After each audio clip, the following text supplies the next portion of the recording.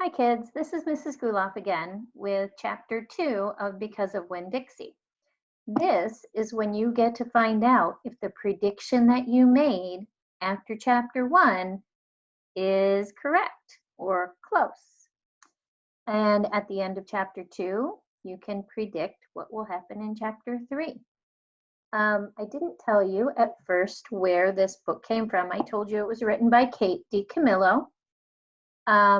And the book that I am reading is online so that you can read along with me. Just like previous ones, I got this from the Allen County Public Library site, acpl.lib.in.us. And you click on Digital Library, and there's a tab that says eBooks. If you click on eBooks, it will be, well, it was for me, the very first book that came up. That is not why I picked it. I picked it because I love this book. I also love another book by Kate DiCamillo called The Miraculous Journey of Edward Tulane. She is an excellent writer. She makes you fall in love with the characters.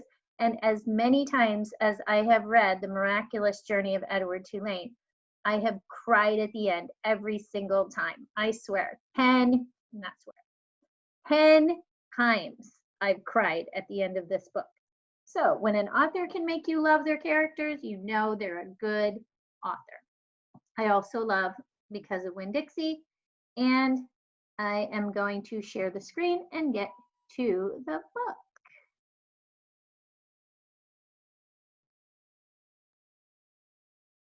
Okay, chapter 2, Because of Winn-Dixie. That summer I found Winn-Dixie was also the summer me and the preacher moved to Naomi, Florida, so he could be the new preacher at the Open Arms Baptist Church of Naomi. My daddy is a good preacher and a nice man, but sometimes it's hard for me to think about him as my daddy because he spends so much time preaching or thinking about preaching or getting ready to preach. And so in my mind, I think of him as the preacher. Before I was born, he was a missionary in India, and that is how I got my first name. You remember her name's India, right? Okay, so, but he calls me by my second name, Opal, because that was his mother's name and he loved her a lot. Anyway, while me and Winn-Dixie walked home, I told him how I got my name and I told him how I had just moved to Naomi. I also told him about the preacher and how he was a good man, even if he was too distracted with sermons and prayers and suffering people to go grocery shopping.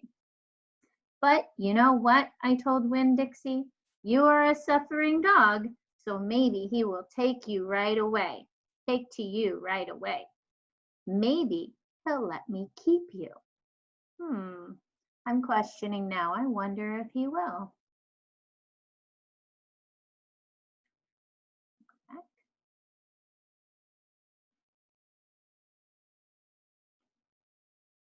Winn-Dixie looked up at me and wagged his tail. He was kind of limping, like something was wrong with one of his legs, and I had to admit, he stunk bad. He was an ugly dog, but already I loved him with all my heart.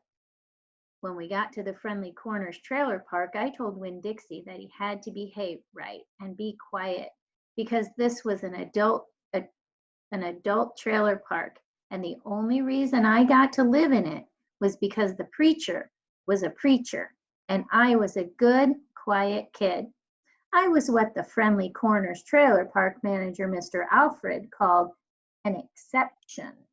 And I told Winn-Dixie he had to act like an exception too. Specifically, I told him not to pick any fights with Mr. Alfred's cats or Mrs. Detweiler's little yappy Yorkie dog, Samuel. Winn-Dixie looked up at me while I was telling him everything, and I swear he understood. Sit, I told him when we got to my trailer. He sat right down. He had good manners. Stay here, I told him. I'll be right back. The preacher was sitting in the living room, working at the little foldable table. He had papers spread all around him, and he was rubbing his nose, which always means he is thinking hard. Daddy, I said. He said back. Daddy, do you know how you always tell me that we should help those less fortunate than ourselves? He said. He rubbed his nose and looked around at his papers. Well, I said, I found a less fortunate at the grocery store. Is that right? He said. Yes, sir, I told him. I stared at the preacher really hard. Sometimes he reminded me of a turtle hiding inside its shell, in there thinking about things and not ever sticking his head out into the world. Daddy, I was wondering, could this less fortunate, could he stay with us for a while? Finally, the preacher looked up at me. Opal, he said, what are you talking about? I found a dog, I told him, and I want to keep him. No dogs, the preacher said. We've talked about this before. You don't need a dog. I know what I said. I know I don't need a dog, but this dog needs me. Look, I said. I went to the trailer door and I hollered, Winn-Dixie. Winn-Dixie's ears shot up in the air and he grinned and sneezed, and then he came limping up the steps and into the trailer and put his head right in the preacher's lap, right on top of a pile of papers. The preacher looked at Winn-Dixie. He looked at his ribs and his matted up fur and the places where he was bald. The preacher's nose wrinkled up. Like I said, the dog smelled pretty bad. Winn-Dixie looked up at the preacher. He pulled back his lips and showed the preacher all of his crooked yellow teeth and wagged his tail and knocked some of the preacher's papers off the table. Then he sneezed and some more papers fluttered to the floor. Excuse me. What did you call this dog? The preacher asked. Winn-Dixie, I whispered. I was afraid to say anything too loud. I could see that Winn-Dixie was having a good effect on the preacher. He was making him poke his head out of his shell. Well, said the preacher, he's a stray if I've ever seen one. He put down his pencil and scratched Winn-Dixie behind the ears.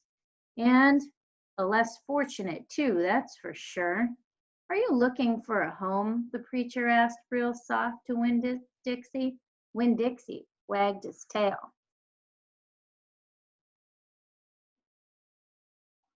Well, the preacher said, I guess you've got one. Okay, so that is the end of chapter 2 of Because of Winn-Dixie. You will answer the following questions at my Power School page, and that will link to your Google Journal. Question 1 is, Opal says that her father, the preacher, is like a turtle trapped inside its shell. What does she mean by this? Okay, that might take some inferring.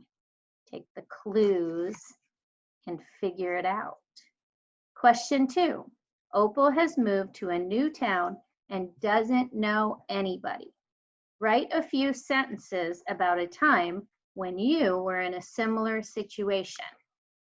Okay, for this question, I guess you don't need to know a whole lot about the book. This seems like an on-your-own question. On-your-own questions would be, you don't need to read the book, you just need to know about your own life. Live your own life and be in a situation similar to one in the book. So you're not writing about the book necessarily, you're writing about you. So a time when you were in a new situation. So maybe you moved to a new place, maybe you switched schools, something that was unfamiliar to you, maybe you were scared. My friend Darren moved from Florida. Now Opal moved to Florida. My friend Darren moved from Florida and he came to Indiana. And I know that my friend Darren misses Florida very much. However, the good part about it is that my friend Darren got to experience snow in Indiana, and he had never seen snow until he came here. And it was great to see him experience that. So, the last thing that you're going to answer as far as questions is predict. Question 3, predict what will happen in chapter 3.